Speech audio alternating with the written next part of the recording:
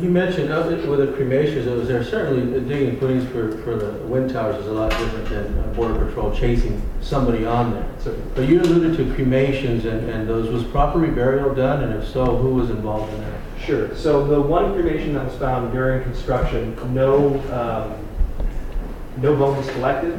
Our bone expert was good enough to be able to tell this is distinctly human bone. It can't be anything else. It was recorded as such. It was we let the coroner know by law, but also the BLM know, who then passes that information on. You said there was 3 cremations and bone fragment, but the cremations, sometimes there is a bone fragment there, but it's a cremation. So was that properly reburied? Sure. There was no unburial or reburial of any of those artifacts. They were all on the surface. And you had the monitors, Native American monitors, with you at that time when you seen these?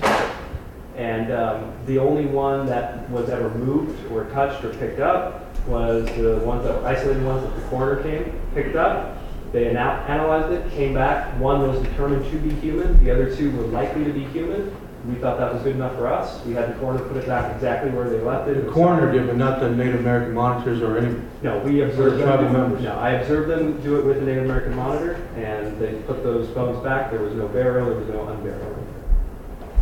So is it a part of your MOU to leave things in place? Yes. Until the tribes decide what they wish to do with those things, that's an issue between the tribes and the BLM to decide whether or not they choose to pursue fencing or capping or some other alternative that's outside of our project. And that was according to the MOA that was there, the mitigation, that proper reburial would be done by non-Native American people? There was no reburial. Did it go back in the dirt? It went right on the surface where it was left. It went back to where it was found? Exactly. So those constitute 3 small pieces of bone. All those were collected by the coroner. They came and placed them right back. I think it constitutes much more than just a small piece of bone. It's somebody, it's a person, it's a burial. Anyhow, okay. Any other questions for Mr. Bolton? Was there a significant amount of cultural material collected? Was it categorized, kept, and where is the repository now? Sure. The isolated artifacts were picked up, as I mentioned before. Those were the main things that were collected. Very small amount of artifacts from the UNDs as well, which probably fill up less than a curation box. The isolated artifacts are at least currently curated at Tierra and waiting for the code. I'd have to reference Dr. Bosch about exactly where we're going, but So in your MOU, which museum, or for the tribes not interested in any of their cultural material? that is above my head, I'm sorry. I do the field work. Once we have that and that gets sent to the facilities, that's a little bit above my pay grade. I have a quick question. How difficult is it, or how easy is it, to determine that there is a cremation site? Good question. It can be very difficult. Some of this bone is incredibly small, very hard to recognize.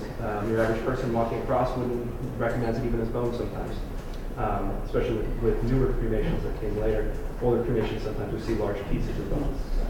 With that in mind, then how important was it to your company to work with the tribe to determine whether or not they could give you information, even if it was local information that was carried down traditionally, that there were other cremation sites or probable other cremation sites, because that had been the term that they provided in earlier testimony, that it was called the Valley of Death, which would connotate to me that there was a whole area of probable more burials, and for these tribes, cremations that are probably very difficult to detect. Mm-hmm. Yeah, that's a great question. As far as the consultation that happened with the tribes and either Tierra or BLM at that level, again, that would be something that's a bit over my head. I'm just the guy on the ground in the field. But what I can speak to is the fact that we did have numerous tribal representatives, some of which are here today, who were generous in sharing with me that stories of the last battle, cremations that they had heard were in the area. And unfortunately, none of those were specific enough to give an exact location, but they all allowed us to realize the importance of the area, make sure we did an intensive, thorough survey. And that's one of the reasons that I think we were able to find things like that cremation that we were able to locate. Any other questions, comments? Thank you. Robert. Next, Raymond Curo. Go ahead.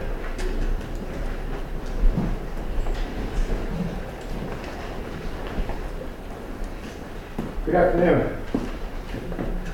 Hello, and thank you for allowing me this very important opportunity to address the commission today. I am Raymond Cuero, tribal member and a current council member of the Vejas Band of Kumeyaay Indians. It's been over 6 months since Vejas submitted its petition to the commission, so this day has been a long time coming. I come before the commission today to ask to exert of your authority and assume your responsibility as state trustee agency to protect our sacred lands. I fully understand the hearing today is intended to declare the project site under the California Public Resource Code section 5097.9. However, I would like to take this opportunity to explain the failure of true government-to-government consultations between lead agencies and tribal nations. One of the core purpose and intent of California law is to preserve and mitigate the impacts of Native American cultural resources and sacred sites as codified in California Senate Bill 18. This is a very purpose can be achieved by consultation of California Native American tribes. Furthermore, SB 18 defines consultations as a meaningful and timely process of seeking, discussing, considering carefully of views of others. In the manner of their cognizant of all parties' cultural values and their feasible seeking agreement, consultation between government agencies and Native American tribes shall be conducted in a way that mutually respects each party's sovereignty. The government's definition of consultation is aligned with that of California. The final EIR records, which we'll refer to as Final Environmental Report, shows that all tribes, Vejas had the most face-to-face meetings, correspondence, objections with the two leading agencies due to the threat of complete desecration and destruction of our sacred site. To quantify, Vejas had a total of 66 meetings with the county in a span of 16 months during the environmental review process. More than 50% of initial objections from the tribes came from Vejas, and 80% of the additional objections from tribes also came from Vejas during the extended comment period. Here is the part I found profoundly disturbing. The environmental report was published February 2012. Let me propose a question. What is the legitimate purpose of BLM introducing the Tribal Value Supplement report on April 12, 2012, 2 months after the publication of a final environmental report?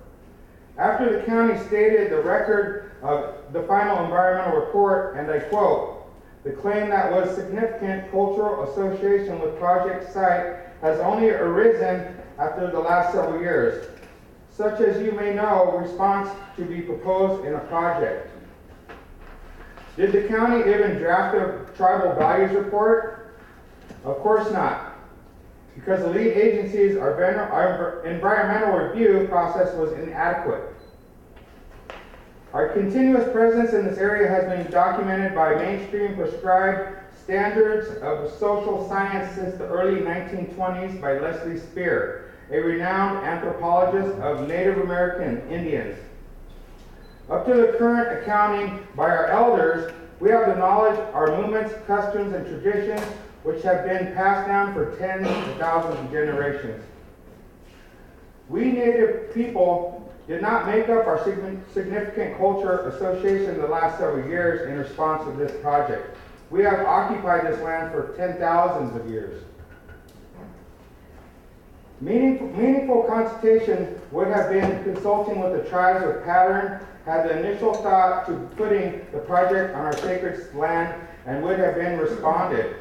Please build on 15 million acres of land in the U.S. environmental agencies designated as causing least negative impact to the environmental cultural resources recommended in the Repowering American Lands Initiative. Meaningful consultation under the law requires lead agencies to address the concerns, questions, and work with us to find a workable solution, rather than provide false dialogue and direction to us, put under the concerns in the letter to you, to be then ignored. Therefore, Bejas respectfully requests the project site be declared sacred under PRC and be afforded to protection as a relief requested by our Honorable Bejas Chairman Anthony Pico. I'd like to thank you all for listening to me today. Thank you.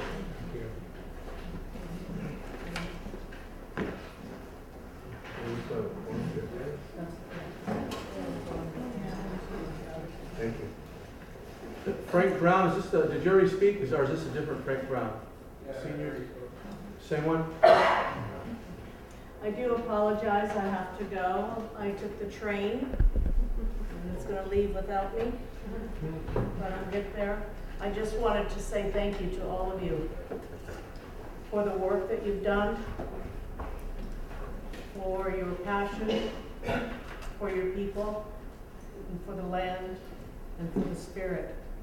And hopefully we'll come to a place where our voices will really be heard, and to change that designation of what defines a cemetery. Because it doesn't matter how small, it's a relative. So thank you.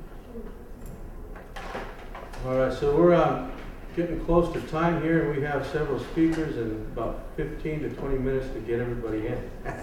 So we'll do our best. I'm going to mess up on this name, but it looks like Alda McDunzel Licelia? Yeah. It's exactly like that to me.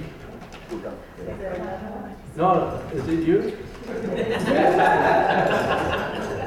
Well, first of all, I wanted, okay, Sorry for the mispronunciation of your name. that's okay.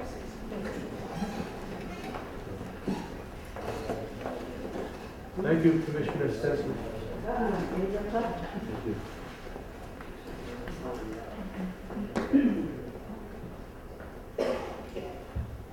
Good afternoon, well, it's going to be evening pretty soon. Yeah. I'm Ida Mae Dunsweiler, and I'm a full-blooded Kazan. I was raised on the reservation till I was 13, and of course moved away, returned in '96. Little did I know that the one that holds the deed to our land, our trust, sometimes doesn't do that, doesn't protect us. BLM is another one who does not protect us. There's so many government agencies within this country of ours, and they have come and taken our land, and they were our ancestral lands, and I'm part of that. And they are just, they came for wealth, and that's what they're after.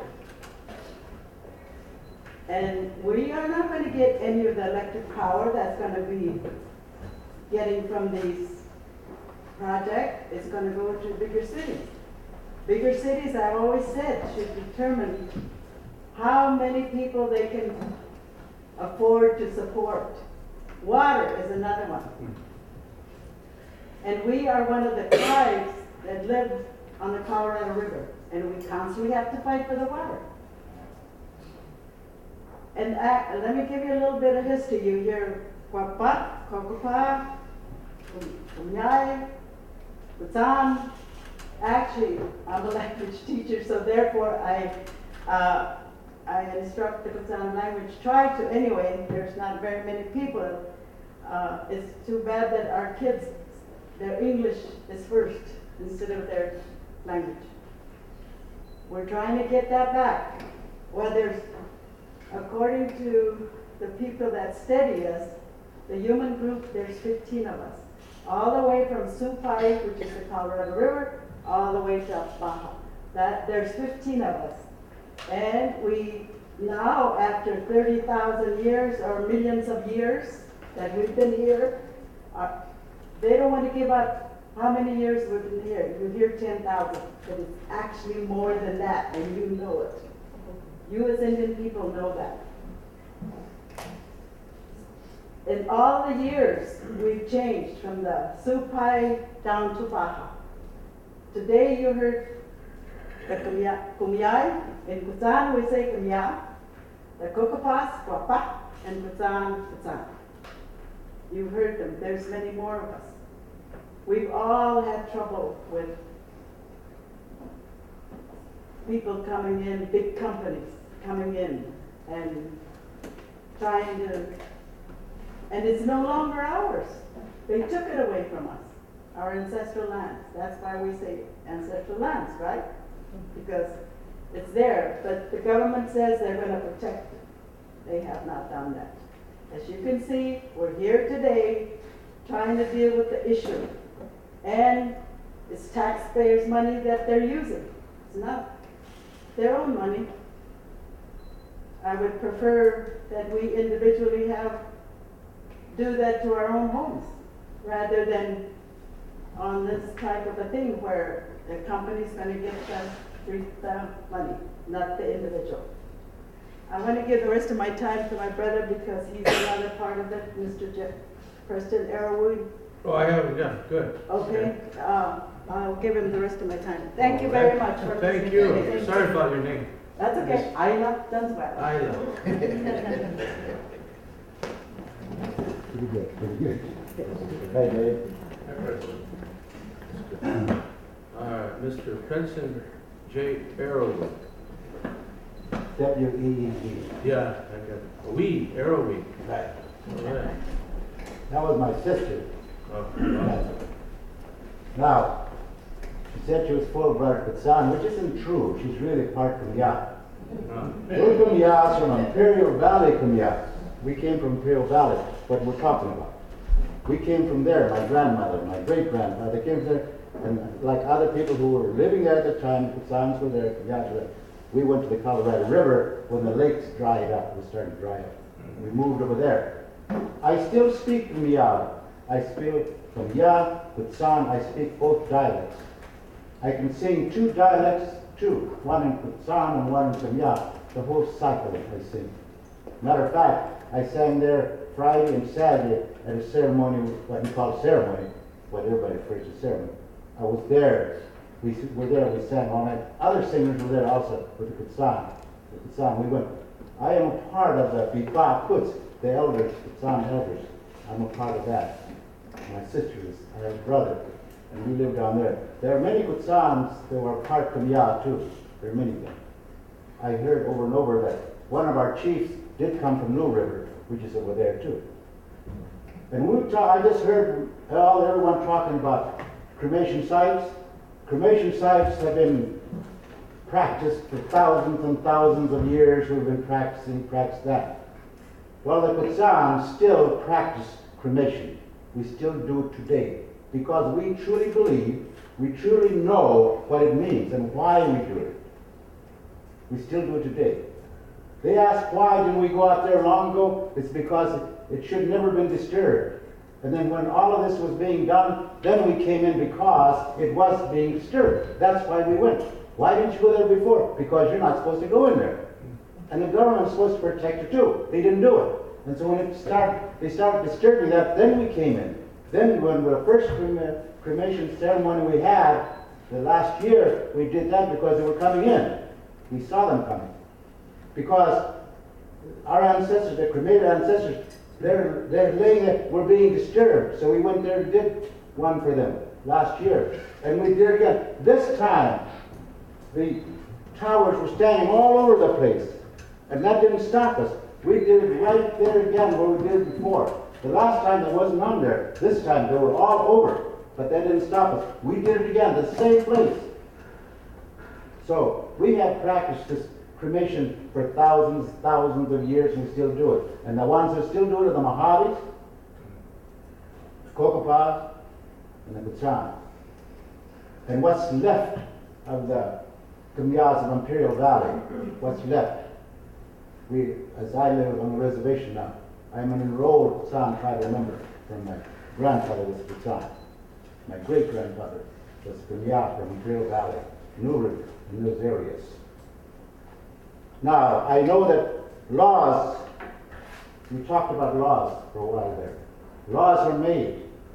There are the written laws, the spirit of the law, and the unwritten law. We, as the Kabiyas of Imperial Valley and the Kutsans, live by the unwritten law and the spirit of the law. We live by that. We don't need to write it because it's already written in our hearts, in our minds, and that's how we do things when it becomes sacred, very important, like that cremation and the beliefs. We don't have to write it. We don't have to write it down and show everybody because we do it, we live it, and we don't have to prove it to anyone because we know and we do what we do. Maybe we should have done that too, but we didn't because it's not our way. And they're supposed to respect that way even from a distance. And I heard them talking about digging and seeing the bones. And I told BLM a long time ago, we have men on our reservation who do the cremations. They've been doing it for years and years. Even our president is involved in that cremation. I've seen him there. Kenny Stein is over there too helping. When I was growing up and I was a young man, I even helped with one of my things that I had to learn was to be out there with the men and help with the cremation, cutting the wood, digging the hole, doing certain things. I was there with the elders. And I even sometimes helped carry the bodies. I did all of that too. And so, when they tell me that some white man went over there and picked it up and touched it, that's wrong. I told them about the Kutsan who still cremate and cook about, and if you ever need anything to know, or you want to do something like that, call them. But they never called and said, hey, some of you people who can do the cremation, get over here. They didn't do that. They went and did it themselves. They touched it. I don't think they'd like it if I went to their cemeteries and started touching their bones. I don't think so. But that's what has happened, because no one listened. And no one, they say, why didn't you do something for us? We couldn't because we didn't have to. There are so many cremation sites up there. You can hear that now. They're all over. There's villages. For every home, they go to the east of that place, 4 stops to get there, and they do the cremation. So you can see there's many people out there. Many, many people. And there's a little piece of bone. Why? Because they have to burn it all into ashes. And sometimes it doesn't happen. There are still some little bones left. That's why. Because that's why they're little bones, because most of them has been burned. And what's left is what you see. And so it's supposed to be burned to powder. That's what it's supposed to be done. Now I'm revealing to you something I shouldn't do, but I'm doing because there's a need to understand it. These educated men cannot tell you what we go through, what we do. They didn't even know that part. They're probably writing it down right now, so they can contradict it. This is what they usually do. They'll find a way to contradict what I'm saying, what we're saying. But it's up to you, the Heritage Commission, to protect us, to protect cremation sites out there, the artifacts. Artifacts are broken and destroyed and put there because it belongs to someone else. But the home is burned down and whatever they had is broken and buried. The rest is thrown into the pit where they burned, they cremated the body. It's thrown in there and buried, never to be touched again. But progress has changed that. Man's greed has changed that, and they went into it. So I hope that the Heritage Commission will do something about it, because this is what we know. Thank you, the Heritage Commission. Thank you. Next we have Kelly Black.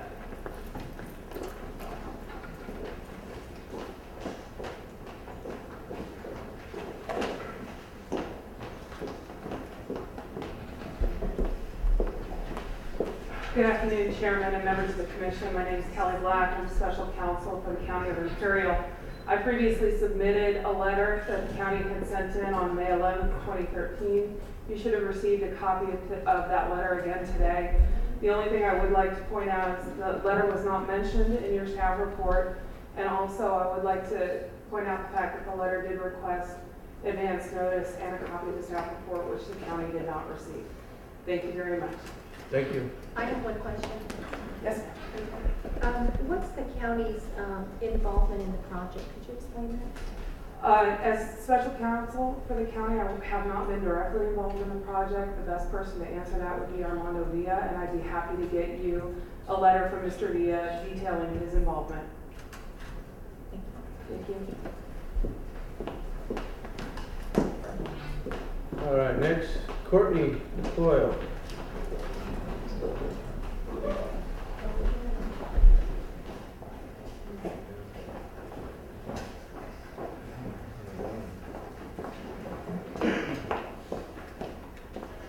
Sorry, it's a little hot in here. I'm going to put my sweater on here to be appropriately dressed, so it's hot in here. Good afternoon. My name is Courtney Coyle. I've been before your commission on 2 other occasions regarding designation of sanctified cemeteries and ceremonial sites. Both of those petitions were granted and were instrumental in achieving practical preservation outcomes that have helped tribal people. Thank you. Today I am here representing Carmen Lucas. While not a petitioner before you today, she is an interested party who first made BLM aware of the existence of a TCP in this area in 2007, years before the Ocotillo project was even submitted. She and I were very involved in the administrative phase of the project, and my statements here today are an effort to provide a more complete record for the Commission. First, I want to briefly highlight a few things not in the staff report and refute a few things from the letter previously submitted to you from Pattern's legal counsel. Regarding the staff report, it did a good job of trying to distill a very lengthy and complex record. I want to highlight a few additional process problems, and I think you will readily see how they contributed to the problematic outcome that led us to the Commission here today. First, the NHPA Section 106 consultation was initiated by BLM late after the project site was selected, such that a meaningful alternatives analysis was essentially precluded. They looked at no off-site alternatives. As for the county, it rescinded its SB 18 consultation request to tribes, and that was, I think, in 2012, very late in the process, and partly as a result, meaningful consultation never really occurred at the project level. I find it really curious that both Pattern and the county come here today unable to answer questions from your commission. They should send individuals here who are able to answer your questions. As for Mr. Reginald's question, BLM was told, and I think this is in the project record from the consultation transcripts, BLM was told to facilitate the project. They were told to make it happen and to get it approved by the end of the year. So that is why things were very rushed at the end. Many of the appendices to the documents to handle the cultural resources were never subject to meaningful types of consultation. I was on those phones. I asked for additional time, and we were denied by Tom Zale. He said, that's it, we're done. We have to, this is as far as the conversation can go. I'm under orders, it's happening. Second, the archaeological report was late, in part due to the vast archaeological resources present and did not accompany the draft EISR. Let me say that again. The archaeological technical report was not a part of the draft environmental document that went out for public comment. When it was made available, it was still only a draft. And additional survey work and analysis was and still is ongoing. They're not done yet, and the project is built. There's so much out there. It's incomprehensible, I know, to me as well. This incomplete environmental document set in motion a sequencing problem in the environmental analysis that could never be overcome given the project's controversial fast-track process. This was a fast-track project from the federal government.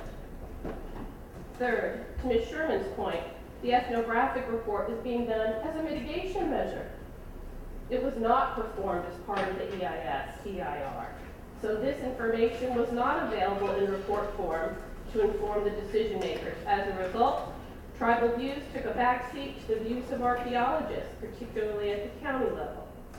Regarding whether the commission has authority on federal public lands, I can say that the Department of State attorneys for the United States in the Glamis Gold NAFTA proceeding 6 years ago, for which I was counsel for Quetzon, concluded that California's Sacred Sites Act did apply to the federal land in California on which Glamis Gold's unpatented mining claims were located. The federal government was arguing Heritage Commission jurisdiction there 6 years ago. The papers are available. I can give you the pinpoint sites to the United States papers. Next, I want to turn to the letter from Cox Castle on behalf of Pattern. I understand they did not have the benefit of the staff report at the time of submittal. I know I'm going to try and wind it down, Chairman, sorry. The tribes there at the county were treated much worse at the Board of Supervisors. We were provided consultant reports on cultural resources the very day of the hearing. So I find it somewhat amusing to see Pattern crying foul on the process used here. In any case, Pattern is entitled to its opinion, not its own facts.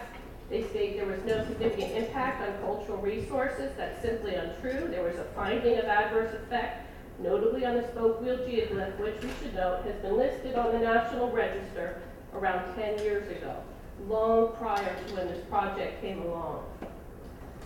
The repository, we just learned, is going to be in San Bernardino County, quite a drive from the border.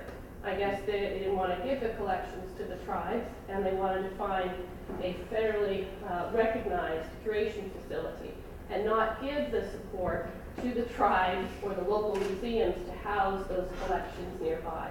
They're going many, many hours away. We just learned that.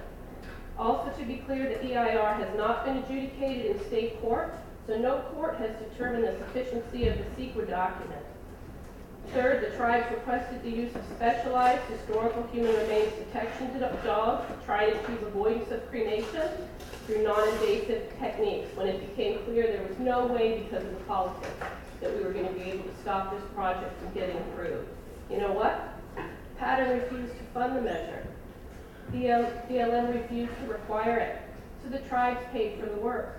That is why the dogs were deployed later in the process, and only on those areas which were the first areas to be developed. That was all that we could afford. I'm going to have to ask you to wrap it up, Courtney. All right, well, it's so hard. There's just so much to say. One of the reasons is because we only have this room till 4:30, and we want to get this into deliberation on So I will just this say, topic. I do not envy the action before you today. This is the hardest project I've worked on in 20 years of practice, the worst politics I've ever seen. I would not be surprised if your staff, management, and perhaps you have been treated with the specter of retribution should you recognize the tribal value of the area. I know that many good people have been thrown under the bus on this project, and it's wrong. Today, Earth Day, I urge you to look into your hearts and do the right thing.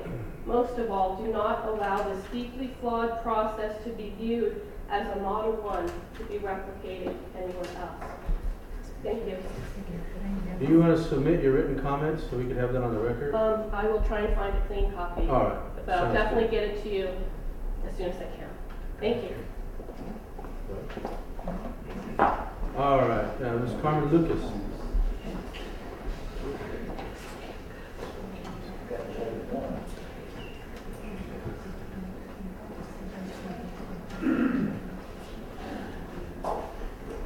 Good afternoon, Chairman, council members. Thank you for the opportunity to speak. There's entirely too much information that's critical on your behalf for any of us to try and make a sensible presentation to you. I would like to thank Courtney Coyle, my attorney.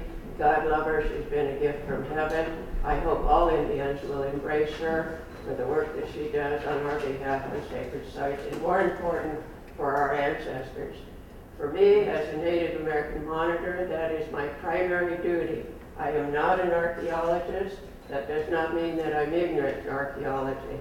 I am there to assist the archaeologists to do the very best job possible, to document our prehistory and to honor our ancestors who had the intuitive knowledge to live in this environment through the vibration of the earth and the plants and the animals and everything that we've learned from the environment.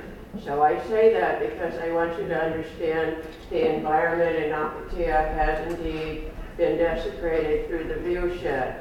I will say that it's also fair to tell you that I am a Native American monitor on the project, and some would criticize me for that. But I would say thank you to Tierra for asking me if I'd like to be a monitor, because indeed I would. I owe that to my ancestors. It assists me with understanding the process and the voluminous prehistory that is on the ground there that gives testimony to our people being here. I would like to say the policy from my perspective, having been involved in these projects for a lot of years, I've tried to participate in the process in a number of ways. I will say that this process is not correct, and I'm saddened about that. I will say that I want to talk about the dogs, the forensic dogs. I noticed that in the documentation this morning they want to discredit the use of the dogs, and I will tell you that I have used the dogs through the archaeological company of ASM, who has been supportive on my request for dogs. These dogs have been trained to smell out prehistory human remains. I have used them on my burial ground. I have indeed smelled out my father, Fern Southcott, who was one of the forming members of the Heritage Commission here, had brought an Oya with cremated remains in it that some archaeologists had given her some years ago before NACTRA was even in existence. My father had me bury that Oya with those remains on my burial ground. I put it 5 feet down into the earth.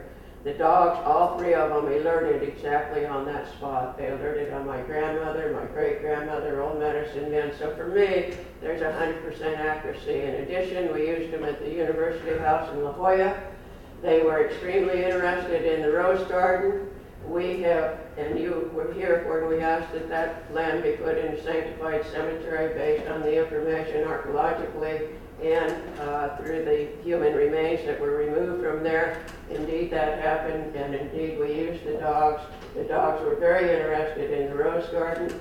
Within this year, the house has been under rectifying, and indeed, much to my chagrin and heavy heart, there was another inhumation in excess of 5,000 years old that was uncovered in this area. And it's extremely close to where the dogs told us, yes, there's human remains. Again, we've asked, please use the dogs. Our hope was that the BLM would accept the use of the dogs and ask the client to fund that. It is to the client's benefit to fund it. Number one, if you can do that and identify where you might have sensitive areas, and I realize we're in different times today, people will do what they want to do.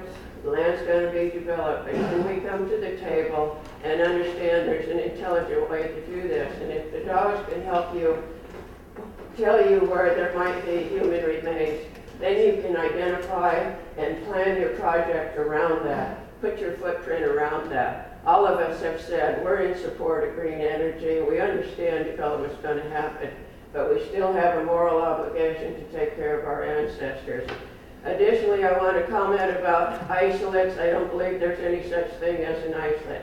When our people lived on the landscape, there were no borders at all. And in the desert environment particularly, you have flash floods, you have high winds, everything moves over time, and so if you find something here, it's probably related to something over here. That includes bones, potsherds, whatever. So for me, it's the whole. We're not looking at the whole. We like to isolate things, hopefully to do whatever it is that we do.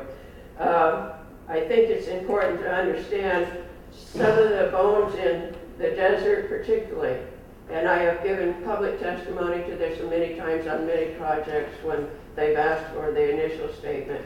Please have archaeological pedestrian surveys to include Native American monitors who are well qualified, who know what they're looking at, and identify where human remains are, because it's a well-known fact we have cremated remains sprinkled throughout the desert floor. I'm almost through. And I have asked for that, and I would still ask for it, but I would ask that there be an investigation on the policies, the process, and can we improve this? And I would love very much to have some type of a better dialogue. Communication certainly sucks. There's no doubt about it. We just do not know how to talk to people in a civil manner. Philosophy from the scientists versus philosophy from the native people are two very different things. And if that's hostile, we will never come to the table. And I think we have to come to the table. We just have to. So I'm going to quit it there. I hope I hit all the high spots. Again, it's a pleasure to see you, and thank you very much for the opportunity to talk to you. Thank you. Thank you. All right, we're going to have to really cut these next three speakers short here so we can start some deliberation if that's the So I'm fired. Terry Weiner. Terry Weiner, John Alliott, and Miriam Raftery. They all still here? Terry? Good afternoon. Is this working? Yeah. Terry Winger, I'm the Imperial County Coordinator for the Desert Protective Council. And I thank you for having this hearing, and I will try to be brief. A lot of the comments I had were made a lot more eloquently by previous speakers. And we did submit some comments to you on February 11th, for the record, to adjust my comments to some of the issues that you brought up today.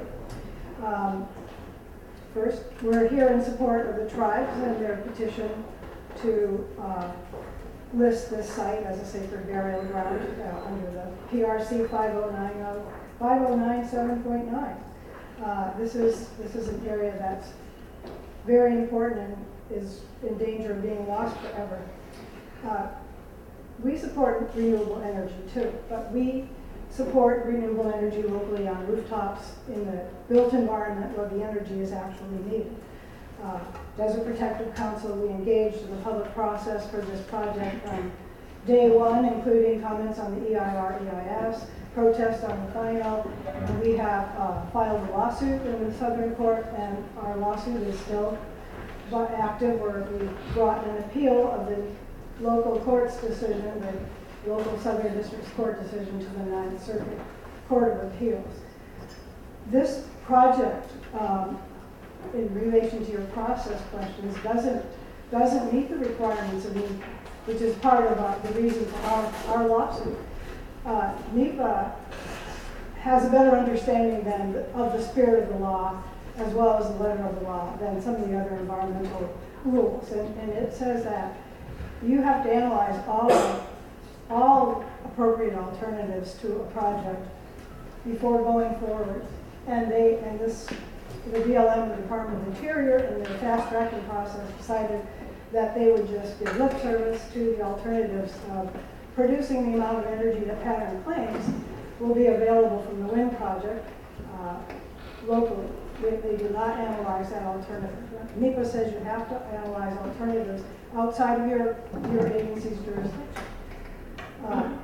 So in the haste to address climate change, we're doing a historically American thing, which is haste. Let's get to it. Let's do the easiest thing first, and let's involve large corporations.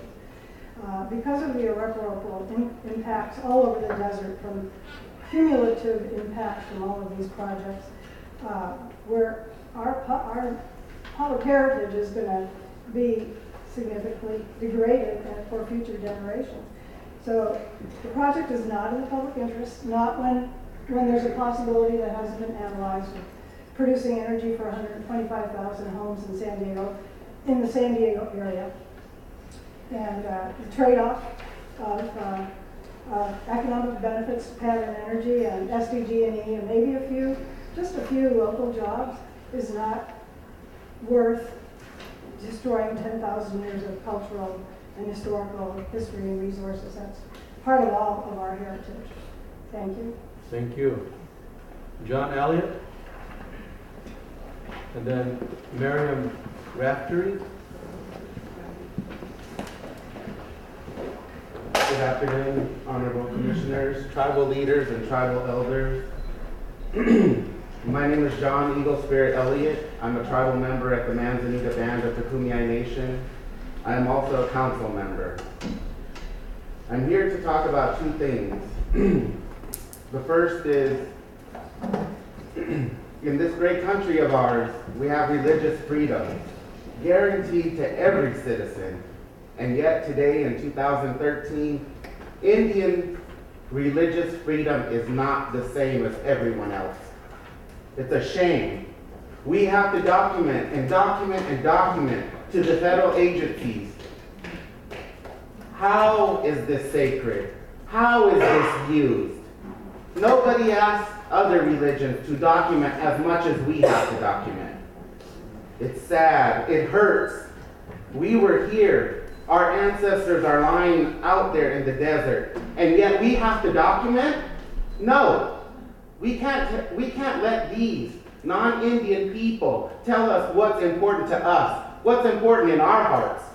No. We tell them what's important in our hearts. There were some questions about specifics. We believe that when our people pass on, there's a right way to do things.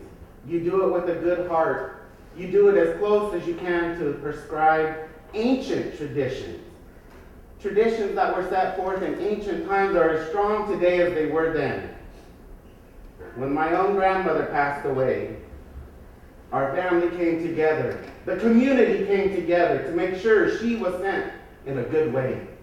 And yet these ancestors in the desert aren't treated the same. They're run over, they're dug up, they're picked up with no regard, no respect. It's a shame. And we're allowing it. But we need help. We need help because no matter what we told BLM, no matter how many meetings we sat there and said, no, no, no, it was not to be. In the 80s and in the 70s, our elders that were 80 and 90 at that time told the BLM, documented after document after document, why this area was sacred to our people. And yet today we still have to fight. Fight, fight, fight for our old people. Why? Why do we have to fight for our ancestors so that they can lay in rest? Because it's that important. When I was growing up, a few of the people on the reservation seen that I was interested. So they said, these are the things you have to do to send your people on. And today, our death ceremonies are still with us because it's that important. The state, the Americans, the Spanish, everybody were out to kill our people, our culture, our religion. And yet today, what do we still have left? All of these people, all of these Indian people here can tell you that they go to wakes. They put their people away correctly because it's that important. Our ancestors told us that's how important it is. In ancient times, we had ceremonies for a lot of things. But after all of this, these are the most important things that we can do for our people. Send them off to the next world in a good way. It is said that when you passed on, there's a journey here on earth you have to go through. To review your life, to go and look at the land. This is part of what the commissioner was asking about. It's called the Valley of Death, with their specific journeys all of the people have to go through. That includes that area. That's why it's called that. There's a symbol on the ground with an opening to the south. Our old people said, the entrance to heaven is to the south. That's why this is so important to us. Thank you. Thank you. Seems to only require input and not have any reasonable requirement for addressing or resolving very serious concerns of human trafficking. We've had videographers out there daily on this project, almost daily. documenting things like the dust storms that continue to this day for 43 miles of roads. When people complained, nothing was done, and at one point, they put out a flammable chemical for dust suppression and flooded an entire town and most of the desert out there with this. Nothing was ever done. No cleanup was ever ordered. We had a whistleblower come to us who asked about state agencies. The former superintendent, 30-year superintendent of Anza Desert State Park came to us and told us that park employees were ordered not to submit any negative comments about the impacts of this project on federal land that shared a 5-mile border with the state park. Now, the state denied this, but I will tell you that the Borrego Sun editor published a report saying that they confirmed with multiple state and park employees who said this was true. They were Muslim. They were not allowed to submit their comments. They could not tell the truth. Now, in Ocotillo, the winds are marginal at the very best, and maybe not even that. 2 of our photographers were threatened with physical violence, and one was brutally assaulted in his car by had his camera, an attempt to take his camera, by the manager, the project manager for Pattern Energy on this wind project.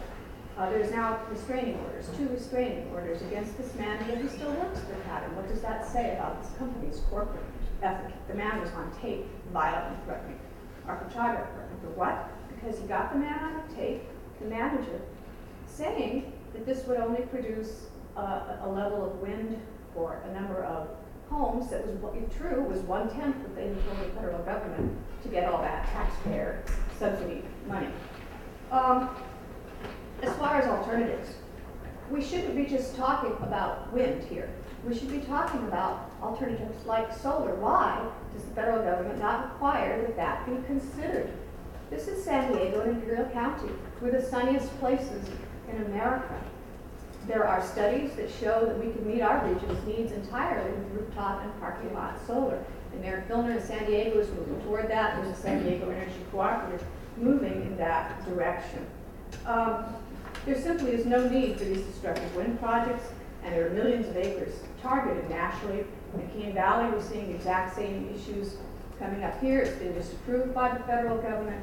Horribly destructive project, many Native American sacred sites and other things out there. But nothing seems to stop these things.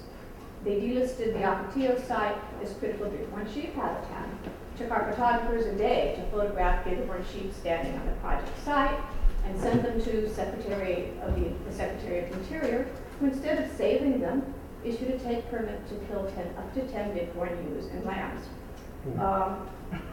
This is not environmental protection, folks. You know, the tribes did everything. They testified, they held mourning ceremonies, they held protests, they sued, and nothing seemed to work. The Interior Department, the government has also ignored the media. We've had many public information requests, FOIA requests that have been utterly ignored. They're violating the law as far as that goes on many fronts. And every time you call, you email, they bounce back with people who never seem to get an answer on anything. The Interior Department, finally under pressure from so many of these issues over that destruction of public lands and Native American resources, said they would hold listening sessions on this. Well, guess what? They didn't hold a single one in California or in the entire Southwest where most of these destructive projects are going. We have a local tribal member from Kashan who did travel to Colorado to go to one, and guess what they told us? He and his wife said that when they were testifying, they noticed that they were taking notes, and they asked, and they found out there were no notes taken and no recordings made. Apparently, the federal government had no intention of listening, let alone we got to wrap it up. responding. We're really on a time schedule. Yeah, I will. Basically, my feeling is that, you know, if you find that somebody is guilty of robbing you, of breaking the law, you don't let them keep the ill-gotten gain. I firmly believe that enough laws have been broken in this shameful project that the turbines should be taken down at Pattern's expense. Thank you. All right, that concludes public comment.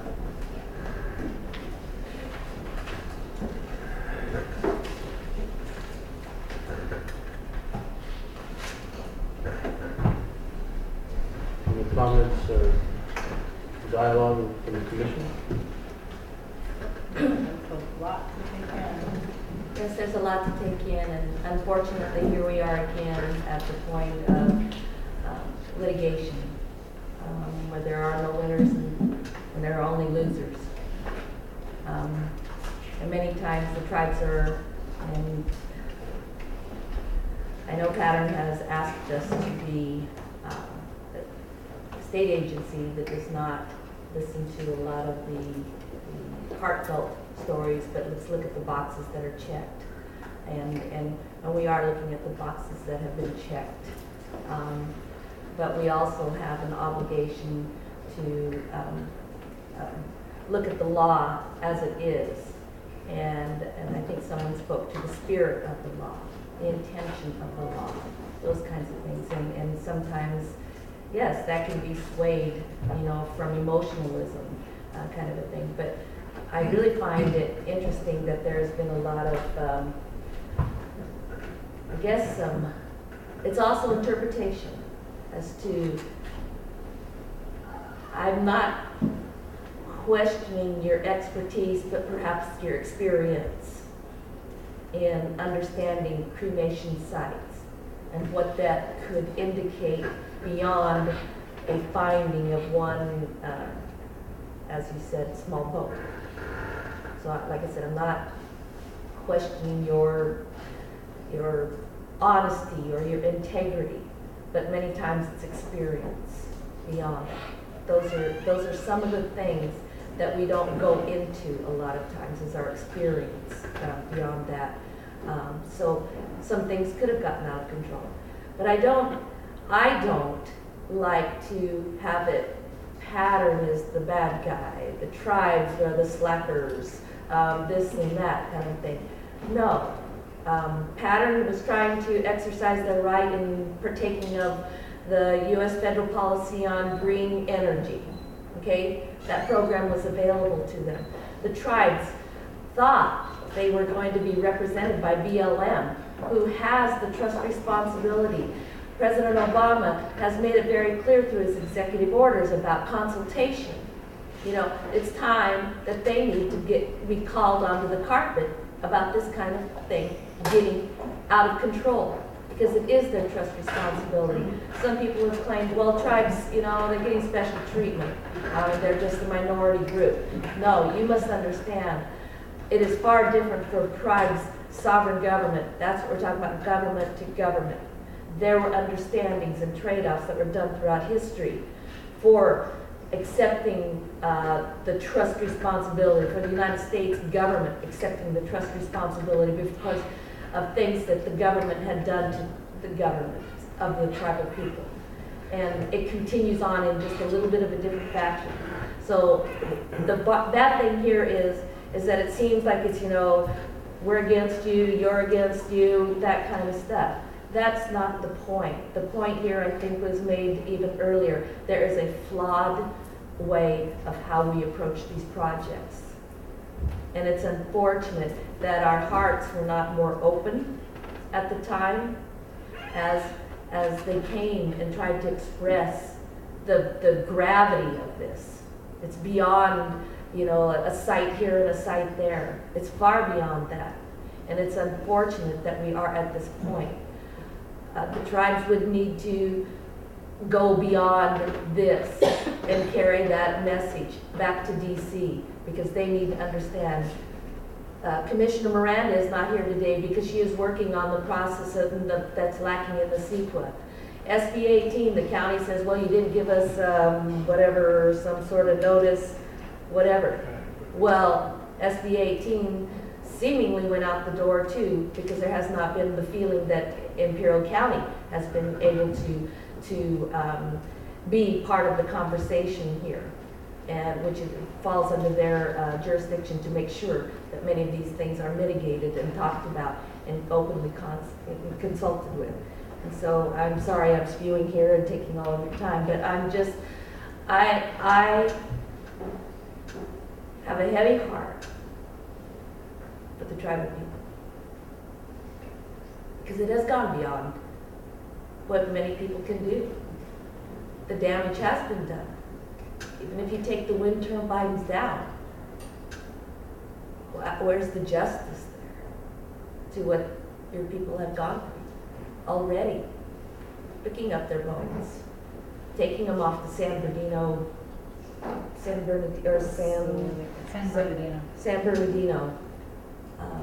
I don't know how you ever recapture that, but it's got to stop. We can't just be box checkers all our lives. We have to have some sort of understanding that we are here. We have a responsibility to one another to make this work. Otherwise, we're going to be all box checkers and we'll be squared off constantly without ever understanding what the other one has suffered to get to this point. Like I said, I'm hard pressed to just frown upon one, pattern completely. But somewhere along that line, I don't know how you write, there was no significant findings. I just don't know. That's my personal, and I'll go on record, that is my personal thoughts. As a commission, we have to deal with things, obviously, like you said, from the boxes. But somewhere along the line, there should have been that consideration. I have a comment. One, there's no doubt in my mind that the area is sacred. It's a sacred area. It's an area that should have been treated with respect and wasn't treated with respect.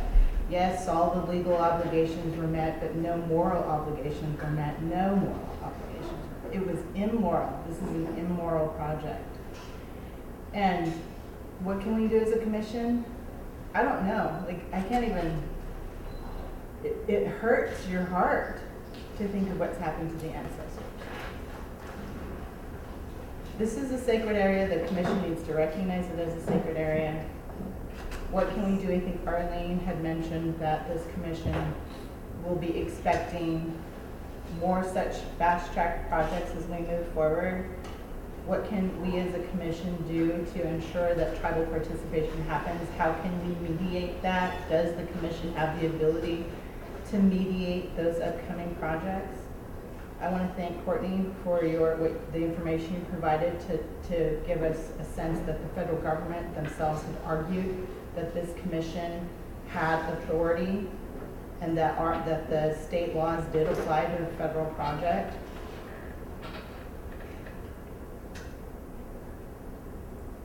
This is a sacred area. Can I just say one more thing? I'm Yes, deeply yes, disappointed. Deeply disappointed. The designated lead agency did not even appear today. The BLM. I'm extremely disappointed. Whether they felt they had a legal need to be here or not, I think that speaks to their understanding about consultation and their role as a part of the federal government and their trust responsibility. That is, I only use those kinds of words, deeply disappointing, because I'm not allowed to say any more. Commissioner Pegley? Just like to state to all of you who provided testimony, and even those that did provide testimony today, thanks for being here. You play an essential part in the process.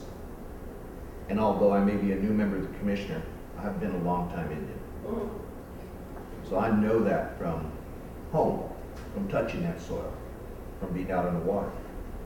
So I do echo some of the comments the other commissioners have given already. There are no winners or losers here.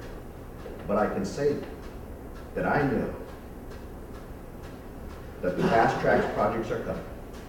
And with you tribes that do have some attorneys here, we need to get on the stick and make the changes we need to. Because we're going to be faced with more. I believe with one of the comments made by one of the members from the Martinez tribe. I think it's absolutely imperative that we take positions that mean a lot about the spirit of the law and the intent of the law. Unfortunately, we have to deal with the written law. And that's the part we as tribal people need to strengthen. And we as human beings, or developers, need to have an understanding of what else there is out there. I can appreciate you having expressed to us having an open mind. In the same respect, I hope you as well have one, and have been able to see some of that demonstrated by the natives here. And you can hear it in the voices from everybody that's up here. It's not an envious position to be in, but it's one we take on because we know it needs to be done. And I'm just honored to be here with his other commissioners, supporting them as we try to find a way to deal with this. Whether or not we can help and mediate this process, we're not sure. We've asked staff several questions. When none of us, I don't believe any of us here have that answer, but we're looking for answers. And we appreciate the directions that the Native people have given to us. Without a doubt, that doesn't fall on deaf ears. Thank you, Chairman. Thank you. Any other commissioners? Yeah, I'd like to take this opportunity to voice my disappointment for fast-track projects, especially ones that have limitations of rebates and conditions that sometimes force us to overlook human rights, because that's what we are averting. We're averting our human rights for projects' rights. A lot of these renewable energy projects, I believe, have not been vetted correctly. That's why we're in this situation. I think sometimes the project takes precedence over the ability to deal with people fairly. And they're looking at a statistical gain sometimes where the project needs some verification. And I think of this wind project throughout the state has flaws. It's just not here. It's in Northern California too. And I'm fighting very hard up there to protect the migration of our sacred birds and the placement on BLM lands up there. And it's a difficult path, believe me, because there's a lot of anxious people. There's a lot of anxious contractors to get back to work. Projects look lucrative, but as far as wind, we're not in the big deserts where there's a lot of wind. It's unpredictable. I think there's far too many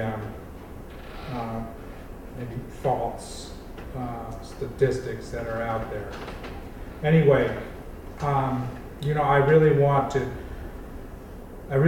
to just say, dismantle them, give the land back to the tribes, and let's go home. But I can't do that. I want to, though, ask the chairman if he will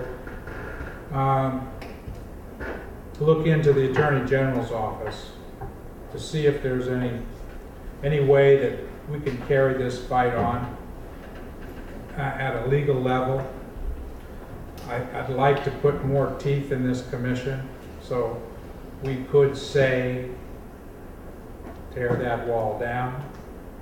We could say something that would give hope to our tribal people, our sacred leaders, our knowledge keepers, that this won't happen again. I do believe that we'll start today, and that'll be our end goal, that this won't happen again. But the process of getting there is going to take time because we're going to deal with the letter of the law. I'd like to make a motion that we ask for an informal opinion from the Attorney General's office in the commission filing an amicus brief with the other suits that are currently on file. Second.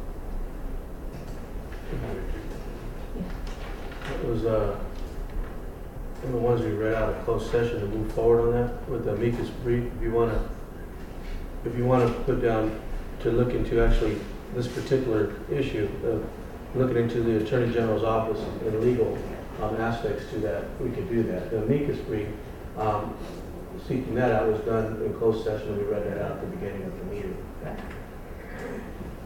So, Is it the pleasure of this commission to offer recognition for the area as a sacred area?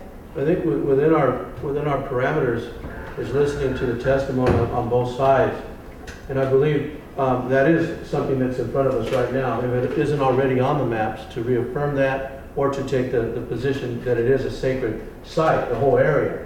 And I believe nowhere else are you going to hear testimony of a valley of the dead where people go. And if that doesn't fit the criteria, doesn't fit the definition of a sacred site, I don't know what else will. So that's certainly in the purview of this commission at this time to do that and to recognize that. To do that. There's been a motion by Commissioner Sherman to recognize the area as a sacred sites area. Is that correct? Yes. And that was seconded by Commissioner Pagaline. Good job. Any other discussion on that item? Hearing none. All in favor? Aye. 4-0-0, that motion passes. The commission also has in its purview at this time, certainly the construction has moved forward to an area that it is. But also let me say, before I go on there, that when dealing with Native American people, when you come across cremations, whether it's dirt, whether you can see bone fragments, it's always best to be able to have a working relationship with Native American people so they come in and handle those bones, handle those cremations, and get them back into the ground itself. Those are some of the areas of dealing with Native American people where you start to build that mutual respect. When you start to take it on your own, whether it's in the plan, whether it's the mitigation plan, to handle those bones and to handle those cremations and take it upon yourself to either put them back in the dirt or just put them where you found them, I think there has to be that's what's lacking here, is that mutual respect of the traditional aspects versus just meeting that letter of the law and the mitigation process that you're following. I would encourage you, whether on this project or other projects, that whatever you get carried into, start working on that mutual respect and understanding. Because at the end of the day, it's not just bone fragments, it's not just cremation. Those are people. And they're associated with other things in the ground that we can't see. Right? We're not going to go and dig up everything to try to find out what's in there, but we do know that when things expose themselves, we have the responsibility to get those ancestors back in the ground in a dignified manner. So I'd encourage you to work with other tribes. If that happens again on this project, work with the Indian people to make sure that they're the ones handling the remains.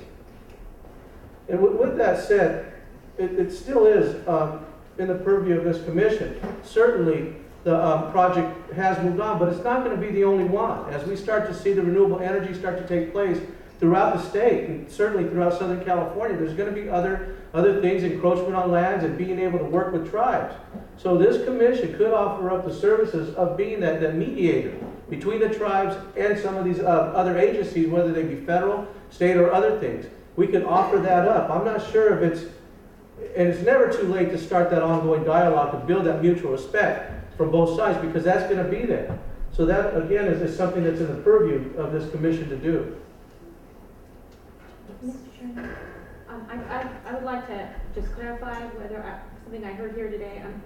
I'm not sure if you were proposing to request that the Attorney General's office research whether any legal action could be taken by the commission to oppose this project and then report back to you at your next meeting. But if that was the sense of this body, then you need to vote on that because you haven't voted on that. Okay. Let's deal with this one first. Being a mediator and offering those services out. There's a motion for that. So moved. Motion made by Commissioner Pagaline, seconded by Commissioner Loach, to offer up our services as mediators in these ongoing dialogues. Any other discussion on that? Call for question. Question? All in favor? Aye. Any opposed? All right, now moving on to the motion of directing the Attorney General's office to look into, I still would like to make that motion to request the Attorney General's office to research whether there is any legal action that the commission can take to oppose this project and report back at the next commissioners meeting. Motion? Yes. Second. seconded by Chairman McKay. Any other discussion? All right, hearing none, all in favor? Aye. 4-0-0. Any other business with the commission at this time?